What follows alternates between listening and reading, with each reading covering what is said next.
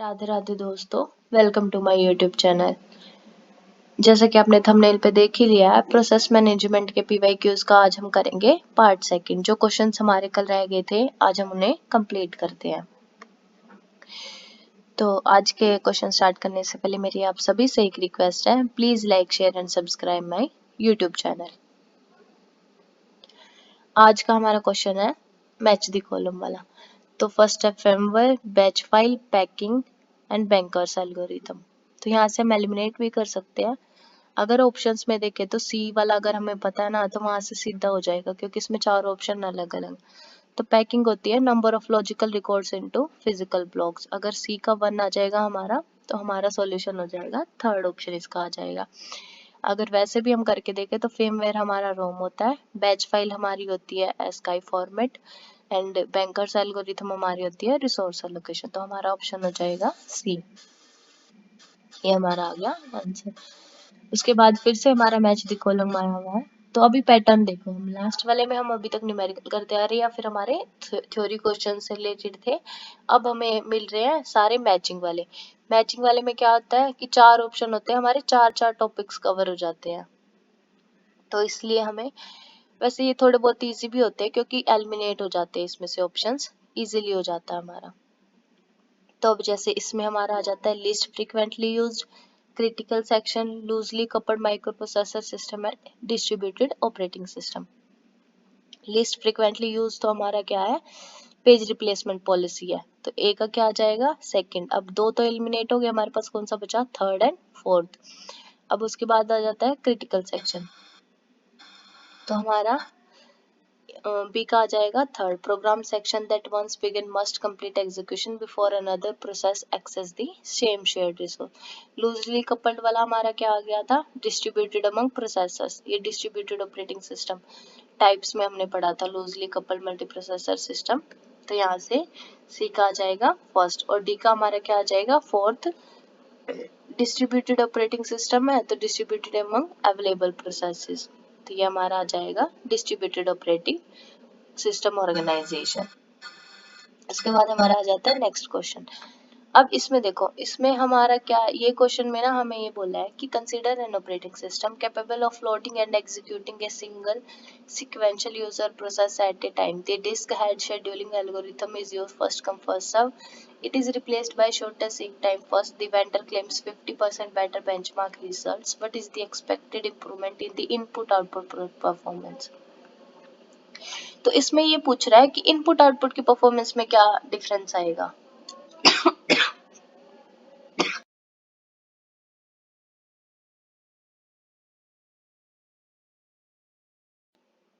Sorry. तो जब यहाँ पे हम डिस्क हेड शेड्यूलिंग के एल्गोरिथम यूज कर रहे हैं तो इनपुट आउटपुट पे तो कोई भी डिफरेंस नहीं आएगा, वो तो सेम ही रहेगा ना। तो इसका आंसर आ जाएगा 0%। देखो बिल्कुल यहाँ पे मेंशन भी है कि when we replace shortest time first it improves only disk drive performance। सिर्फ डिस्क शेड्यूलिंग एल्गोरिथम की परफॉर्मेंस को बूस्ट करेगा, वो इनपुट आउटपुट की परफॉर्मेंस पे इम्प्रूवमेंट पे कोई भी फर्क नहीं पड़ेगा, वो एज इट इज रहेंगी। इनपुट आउटपुट तो सेम ही कर रहे हैं ना अपना काम, तो इसलिए उनमें कैसी इम्प्रूवमेंट, उसमें कुछ भी इम्प्रूव नहीं होगा। अब देखो फिर से हमारा आ गया यूजीसी का favourite topic, CPU scheduling algorithm से first come first serve policy. तो सीपीयू शेड्यूलिंग एल्गोरिथम को तो आप बिल्कुल भी छोड़ के मत जाना, उसमें से 100% 2 या 4 नंबर तो हमारे पक्के हो जाएंगे अगर हम करके जाएंगे। तो इसमें हमें क्या निकालना है, एवरेज वेटिंग टाइम निकालना है। फर्स्ट कम फर्स्ट सर्व है। अब अराइवल टाइम गिवन नहीं है तो मतलब 0 पे सारे अराइव हो गए थे, तो P1 P2 P3 P4 simple है, सेल्फ कैलकुलेशन है सारी की सारी। आई होप आप सब कर लोगे। और जहां तक मुझे पता है ये क्वेश्चन मैंने करवाया भी है ऑपरेटिंग सिस्टम का, जब हमने फर्स्ट कम फर्स्ट सर्व वाला करवाया था, एल्गोरिथम किया था, तब यही था उसका एग्जाम्पल में भी। तो आप जाके क्रॉस चेक कर लेना एक बारी। अब देखो फिर से आ गया, स्टारवेशन पे पहले भी क्वेश्चन आया था, अब फिर से आ गया। अब सिर्फ उसके पूछने का तरीका अलग है। तब उसने पूछा था ABC डाल के simple first come first serve scheduling algorithm mention किए हुए थे।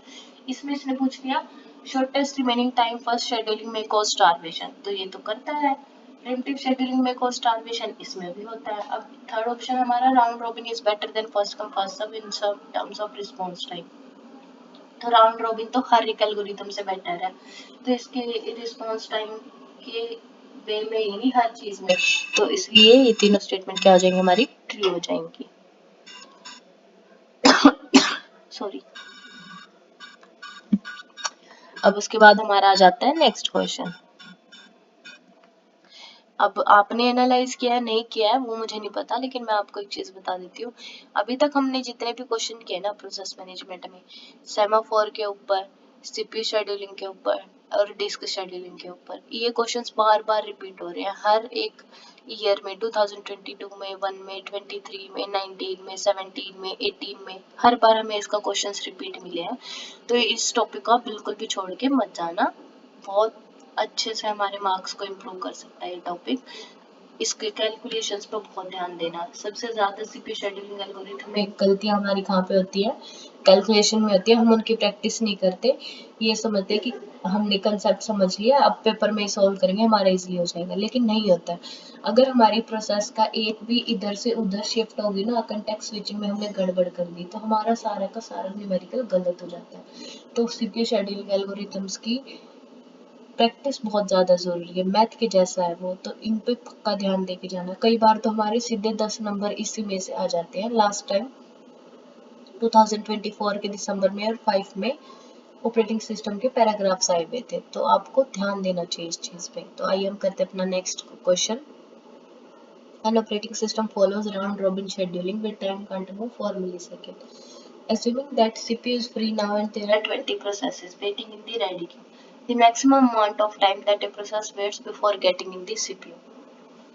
अब ये क्वेश्चन ना कॉमन बेसिक उसका है, अगर हमने कर रखा है तो, कि हमारे पास 20 प्रोसेस है, वेट कर रही है, एक का 4 है टाइम क्वांटम, तो 20 4 को 20 से मल्टीप्लाई कितना ही हो गया 80। अब उसने बोला है सॉरी कि वेट कर रही हैं, तो अगर मतलब सारी प्रोसेस को मिलने से पहले एक प्रोसेस के पास तो सीपीयू होगा ना, तो 19 वेट करेंगे, तो एक का 4 है तो 80 माइनस 4 76 आ जाएगा। ये देखो, या तो ऐसे कर लो या फिर वैसे कर लो कि पहले 20 इंटू 4 को मल्टीप्लाई करके -4 करके भी हमारा क्या आंसर आ जाएगा, 76 आ जाएगा। तो इसमें बेसिक क्वेश्चन था कि अगर हमारे पास इतने रेडी क्यू में अंदर है, क्योंकि एक प्रोसेस के पास तो सीपीयू होगा ही, तो अब वेटिंग टाइम बताना था हमें कि कितने प्रोसेसेस को, बाकी प्रोसेसेस को कितना वेट करना पड़ेगा, तो वो हमारा आ जाएगा 76 मिली सेकेंड। अभी तक मेरा गला खराब नहीं हुआ है दोस्तों, तो प्लीज आप थोड़ा मैनेज कर लेना, थोड़ा वॉल्यूम के साथ इशू हो सकता है। अब नेक्स्ट क्वेश्चन हमारा आ जाता है, the processor has direct access to both primary and secondary memory, and the primary memory stores the active instructions and data for the program being executed on the process. Secondary memory is used as a backup memory. Memory system is implemented on a single level memory. अब इस question में देखो, मैंने ना ऊपर वाली statement नहीं पढ़ी कि हमें फॉल्स बताने हैं या फिर ट्रू बताने हैं, तो यही सारी सिली मिस्टेक्स हम किसमें करते हैं, हमारे क्वेश्चंस में करते हैं। तो इनमें हमारी फॉल्स स्टेटमेंट है ए एंड डी ओनली, कि प्रोसेसर का डायरेक्ट एक्सेस सिर्फ प्राइमरी मेमोरी के लिए होता है, सेकेंडरी मेमोरी के पास नहीं होता, और memory system is implemented on a single level, तो ये भी फॉल्स है हमारी।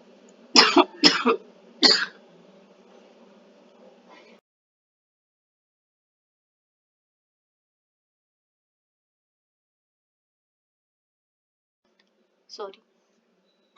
तो अब बहुत सारे बच्चे सोचेंगे कि ए और डी इसलिए क्या, क्योंकि इसने गलत ही पूछे थे, तो हमारी गलत कौन सी थी, ए और डी, ये दोनों तो सही है, primary memory active instructions data program being executed, और सेकेंडरी मेमोरी हमारी बैकअप मेमोरी होती है। अगर ट्रू पूछा होता तो बी एंड सी आ जाता, इसने फॉल्स पूछा था तो हमारा ए एंड डी आ गया। इन चीजों को बहुत ध्यान रखना है, क्वेश्चंस में छोटी छोटी मिस्टेक्स ही हमें गलती करने, हमारे क्वेश्चंस गलत करवा देती है। अब ये देखो, अब हमारा क्वेश्चन आया है क्रिटिकल सेक्शन, फिर से हमारा आ गया प्रोसेसेस से रिलेटेड प्रोटोकॉल से। In design protocol of critical section problem, each process must ask permission to enter critical section in dash code, it then executes in the critical section code, it finishes execute in the critical section, it enters the dash code and then enters the dash code। तो सबसे पहले इसमें होता है entry section, entry के बाद होता है हमारा रिमाइंडर सेक्शन, देन हमारा होता है एग्जिट सेक्शन। नहीं, पहले एंट्री होता है, फिर एग्जिट होता है, फिर रिमाइंडर होता है। कई बार गलतियां हो जाती है, तो बहुत सारी चीजें ऊपर नीचे हो जाती है, तो इसमें इसको कंफ्यूज करने के लिए दे रखा, पहले एंट्री होगी, फिर एग्जिट, फिर रिमाइंडर रहेगा। तो इसलिए ये इसमें डायग्राम में भी दिया हुआ कि पहले एंट्री होगी, फिर क्रिटिकल सेक्शन आ जाता है, फिर हमारा एग्जिट सेक्शन आ जाता है, उसके बाद आ जाता है हमारा सेक्शन सॉरी। अब देखो फिर से फेवरेट टॉपिक आ गया यूजीसी नेट का, सीपीयू शेड्यूलिंग एल्गोरिथम। तो ये मैंने सारे के सारे न्यूमेरिकल्स आपके लिए इसलिए छोड़ रही हूँ ताकि आप प्रैक्टिस कर सको। और आज मतलब गले की वजह से थोड़ा ज्यादा टाइम भी लग जाता है इस क्वेश्चंस पे, तो मैं स्किप कर रही हूँ। आप लोग एंजॉय करो और खुद से सॉल्व करो, आपकी प्रैक्टिस भी हो जाएगी अच्छे से। अब इसमें हमें क्या फाइंड आउट करना है, हिंट तो मैं दे के ही जा रही हूँ, तो इतना तो कर ही सकते हो, तभी तो पास हो गए पेपर में, मेरे भरोसे बैठे हो क्या? चलो मजाक था, इसको सीरियस मत लेना, मेरे को लगा बोर हो गए होगे पढ़ते पढ़ते इसलिए। अब इसमें हम एक पता है फेवरेट टॉपिक्स होते हैं यूजीसी नेट के, round robin algorithm, shortest job algorithm, primitive method से। नॉन प्रिमिटिव वाला तो इजी होता है, क्योंकि उसमें तो एक बार छोटी जॉब को हमने स्टार्ट कर दिया, उसको कंप्लीट करने के बाद ही बाहर निकलेंगे। लेकिन प्रिमिटिव वाले में क्या होता है, हमें बार बार चेक करके एक एक सेकंड पे स्विच करना पड़ता है, तो इसलिए प्रिमिटिव वाला फेवरेट है, शॉर्टेस्ट जॉब वाला। एक और चीज, अभी तक हमने हाईएस्ट रिस्पांस रेशियो के इतने ज्यादा न्यूमेरिकल्स नहीं देखे हैं, लेकिन अब उसके भी चांस बहुत ज्यादा है आने के क्वेश्चंस में न्यूमेरिकल्स के, तो उसको भी सॉल्व कर लेना। अब जैसे ये हमें टेबल गिवन है, तो इसमें जरूरी नहीं है कि सिर्फ एक ही एल्गोरिथम से क्वेश्चन सॉल्व करो। अगर आपको प्रैक्टिस के लिए चाहिए ना, तो इसको आप हर एक एल्गोरिथम से निकाल के देख सकते हो, कि आपको पता भी चल जाएगा कि कितना कितना डिफरेंस आ जाता है, कि कितने टाइम बाद एग्जीक्यूशन हो रही है, कैसे किस प्रोसेस को सीपीयू मिल रहा है, क्या एवरेज वेटिंग टाइम में डिफरेंस आ रहा है, टर्न अराउंड टाइम में कितना डिफरेंस आ रहा है। तो वो हमारे ऊपर ही होता है डिपेंड, कि हमें कैसे सॉल्व करना है। मैं तो ऐसे करती थी। अभी जैसे कई बार ये होता है कि हमारे पास न्यूमेरिकल्स नहीं होते प्रैक्टिस के लिए, तो अभी आज के सेशन में और कल जो हमने प्रोसेस मैनेजमेंट वाला किया था, वीडियो डिस्कस किया था, उसमें हमारे पास कम से कम ज्यादा नहीं तो 5-6 तो ऐसे क्वेश्चंस आ चुके हैं जो सिर्फ सीपीयू शेड्यूलिंग एल्गोरिथम से रिलेटेड हो गए। तो उन सारे के सारे टेबल्स को उठाओ और हर एक सीपीयू शेड्यूलिंग एल्गोरिथम के हिसाब से सॉल्व करो। First come first serve, round robin, priority scheduling, shortest job first primitive non primitive, longest job first primitive non primitive, highest ratio response, अपने आप प्रैक्टिस हो जाएगी। तो इसलिए खुद पे होता है कि हमारा आंसर है, इसका सॉल्व करके देख लेना। फिर से वही कि अगर किसी भी बच्चे से सॉल्व नहीं हो रहा है, तो वो आप कमेंट में जरूर मेंशन करें, फिर मैं सिर्फ इन न्यूमेरिकल्स के ऊपर एक वीडियो बना दूंगी अलग से, ताकि आपके लिए इजी हो जाए। उसके बाद हमारा नेक्स्ट क्वेश्चन आ जाता है कर्नल से रिलेटेड। अब देखो, मैच द फॉलोइंग हो गई, न्यूमेरिकल्स आते 2023 में नया पैटर्न आ गया इनका, रीजन और असर्शन का। तो ये चीजें हमें पीवाईक्यू से ही पता चलती है कि यूजीसी नेट का पैटर्न कैसे चेंज होता है, कैसे वो क्वेश्चंस को मोल्ड करता है। अब है तो ये कर्नल का ही टॉपिक, लेकिन इसको क्या कर दिया है, असर्शन और रीजन में कन्वर्ट कर दिया है। तो इसमें क्या गिवन है, a process involves a library function to create a thread. एक थ्रेड को क्रिएट करने के लिए एक प्रोसेस इन्वॉल्व होती है लाइब्रेरी फंक्शंस के साथ, ठीक है। और इसका रीजन है कि the thread make system calls to convey their resources and input output requirement to the kernel. मुझे इनमें थोड़ा ना गड़बड़ हो जाती है मेरे साथ, क्योंकि है मेरे लिए क्वेश्चन थोड़े ट्रिकी से हैं, बट मैं इनको ऐसे सोल्व करती हूँ, लिंक करके देख लेती हूँ। अब ये तो थ्रेड को क्रिएट करने की बात कर रहा है, और ये थ्रेड को बता रहा है कि इसका यूज क्या है, कि thread makes system calls to convey their resource and input output requirement to the kernel। तो इनका ये दोनों है तो ट्रू, बट ये आर इसकी करेक्ट एक्सप्लेनेशन नहीं है, क्योंकि इनकी वाइब मैच नहीं हो रही। मैं तो वाइब मैच करके देख लेती हूँ, हो जाए तो ठीक है, नहीं है तो नहीं है। तो देखो ये दोनों तो ट्रू है, बट आर उसकी करेक्ट एक्सप्लेनेशन नहीं है, क्योंकि एक्सप्लेनेशन में अगर इन्वॉल्वमेंट होती ना, तो प्रोसेस से रिलेटेड भी कुछ लिखा होता है इसके अंदर, तभी हमें पता चल जाता है कि ये इसकी एक्सप्लेनेशन दे रखी है यहाँ पे। तो ऐसे थोड़ा अगर फोकस करके हम चीजों को सॉल्व करेंगे ना, तो क्वेश्चन इजी लगने लग जाते हैं। उसके बाद हमारा आ जाता है नेक्स्ट क्वेश्चन। आई होप आपको मजा आ रहा होगा क्वेश्चन करते हुए। अब थोड़ा गला सा मेरा खराब भी हो रखा है, इस वजह से लेकिन नेक्स्ट वीडियोस में हम और भी अच्छे अच्छे ट्रिक्स के साथ सॉल्व करेंगे।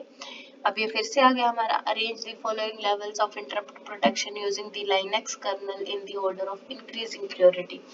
ये इंक्रीजिंग और डिक्रीजिंग में बड़ा पंगा होता है भाई। चलो इंक्रीजिंग डिक्रीजिंग तो फिर भी समझ आ जाता है, असेंडिंग डिसेंडिंग में बहुत कबाड़ा हो जाता है। वो कई बार असेंडिंग वाला डिसेंडिंग में चला जाता है, डिसेंडिंग वाला असेंडिंग में हो जाता है। बहुत सारे बच्चों के साथ होता है, और नर्वसनेस में तो पक्का होता है पेपर में बैठने के बाद तो सही ऑप्शन आते हुए भी गलत करके आ जाते हैं। तो इसमें बताना था हमें user mode programs, bottom half interrupt handlers, kernel system service routines and top half interrupt handlers. तो इसमें हमें इंक्रीजिंग प्रायोरिटी में बतानी है, तो सबसे ज्यादा प्रायोरिटी जो होती है वो हमारी होती है sorry top half interrupt handlers की। तो सबसे छोटी होती है, सबसे कम जो प्रायोरिटी होती है यूजर मोड की होती है, वो यहीं से पता चल जाएगी। तो डी वाला तो वैसे एलिमिनेट हो गया, फोर्थ वाला तो। उसके बाद हमारा आ जाता है कर्नल सिस्टम रूटीन्स, क्यों यूजर के साथ कर्नल ही होता है। तो ए सी बी डी हमारा रहेगा, ए सी बी डी हमारा थर्ड ऑप्शन है। तो ये यहाँ पे लिखा भी हुआ है, देखो एक्सप्लेनेशन भी है।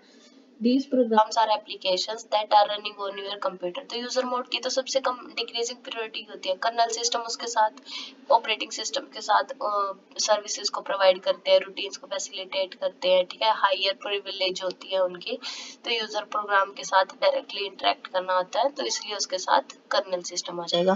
फिर बॉटम हाफ, तो पहले बॉटम वाला ही तो आएगा ना, फिर ये तो टॉप वाला जाएगा इंक्रीजिंग प्रायोरिटी पे। तो पहले बॉटम वाला हाफ इंटरप्ट हैंडलर आ जाएगा, उसके बाद टॉप हाफ इंटरप्ट हैंडलर आ जाएगा। अब हम आज का हमारा लास्ट क्वेश्चन रहेगा, ए थ्रेड इज, अब फिर से स्टेटमेंट वाला आ गया। ये तो वैसे फिर भी इजी होते हैं, असर्शन वाले में वाइब मैच हुई तो ठीक है, नहीं हुई तो ना सही। वैसे इजी होते हैं, इतने टफ नहीं होते। हमने पढ़ा होता है ना, तो हमारे लिए सब कुछ इजी होता है, घबराने की कोई बात ही नहीं होती। बस हमें थोड़ा अटेंटिव होके क्वेश्चंस को देखना होता है, रीड आउट करना होता है। A thread is a dispatchable unit of work that does not execute sequentially and is not interruptible. It is not possible to alter the behavior of a thread by altering its context when thread is suspended। तो हमें बताना है कि इन दोनों में से कौन सा सही है कौन सा गलत है। तो ये दोनों ही गलत है। क्यों गलत है, तो एक बार पढ़ लेते हैं थोड़ा सा। A thread is a dispatchable unit of work that does not execute sequentially and is not interruptible. Because a third, ये ना एक बेसिक यूनिट होती है, किसकी प्रोसेस के अंदर ही होती है, तो ये सीक्वेंसली तो एग्जीक्यूट हो सकती है आराम से। It can be interrupted and their execution can be preemptive by the operating system scheduler allowing other threads to run. तो इसलिए इसको गलत बताया गया है। It is not possible to alter the behaviour of a thread by altering. तो अब इसको भी क्यों गलत हुआ, क्योंकि इसके अंदर क्या क्या इंक्लूड होता है, रजिस्टर वैल्यू होते हैं, प्रोग्राम काउंटर होते हैं, अदर एग्जीक्यूशन रिलेटेड इंफॉर्मेशन भी होती है। तो जब एक थ्रेड सस्पेंड होएगा ना, तो सिर्फ इसका कंटेक्स्ट को हम क्या कर सकते हैं, से कर सकते हैं, मॉडिफाई कर सकते हैं, रीस्टोर भी कर सकते हैं। तो वहां से हम इसकी एग्जीक्यूशन को रिज्यूम कर सकते हैं, मतलब जहाँ पे हमने इसकी एग्जीक्यूशन छोड़ी है ना, वहीं से हम फिर से उसको उठा सकते हैं, वहीं से स्टार्ट कर सकते हैं। तो इसको इसलिए हम इसमें अलो कर सकते हैं, इसके बिहेवियर को चेंजेस में, इसके बिहेवियर में चेंजेस आ सकते हैं इसके अंदर, थ्रेड के अंदर। तो इसलिए ये भी हमारी स्टेटमेंट क्या हो जाएगी, गलत हो जाएगी। तो आज हमारा प्रोसेस मैनेजमेंट के प्रीवियस ईयर क्वेश्चंस खत्म होते हैं। 2024 और 25 के प्रॉपर पूरे के पूरे सारी यूनिट्स के साथ हम सॉल्व करेंगे, इसलिए क्वेश्चंस मोस्टली 23 के आसपास तक ही हैं। और 4 में शायद इसका कोई आया नहीं होगा जून वाले में, इसलिए नहीं है यहाँ पे प्रोसेस मैनेजमेंट से रिलेटेड। तो आज की वीडियो हमारी यहीं तक थी। Thank you so much guys. और आपको अगर कंटेंट पसंद आ रहा है तो please like share and subscribe my YouTube channel. ज्यादा से ज्यादा वीडियो को शेयर करें, अपने दोस्तों को मोटिवेट करें पढ़ने के लिए, और हो सके तो आप भी कमेंट जरूर कर देना प्लीज। बहुत मेहनत कर लगती है यार वीडियो बनाने में। और जो बच्चे लाइक कर रहे हैं, शेयर कर रहे हैं और देख भी रहे हैं मेरी वीडियोस को, तो thank you so much. Radhe Radhe दोस्तों। आपको और भी आगे लेटेस्ट वीडियोस देखने को मिलेगी, और जो कि बहुत ही ज्यादा हेल्पफुल रहेंगे आपके लिए। धन्यवाद। आज का हमारा यहीं पे खत्म होता है। नेक्स्ट वीडियो में हम मिलेंगे नए टॉपिक के PYQs के साथ। न्यूमेरिकल की प्रैक्टिस करना मत भूलिएगा, वो क्वेश्चंस बहुत इंपॉर्टेंट है और बहुत अच्छे मार्क्स आपको नेट में दिला सकते हैं, इम्प्रूव कर सकते हैं GRF तक ले जाने के लिए। Thank you so much guys. Radhe Radhe. मिलते हैं नए वीडियो में। राधे राधे।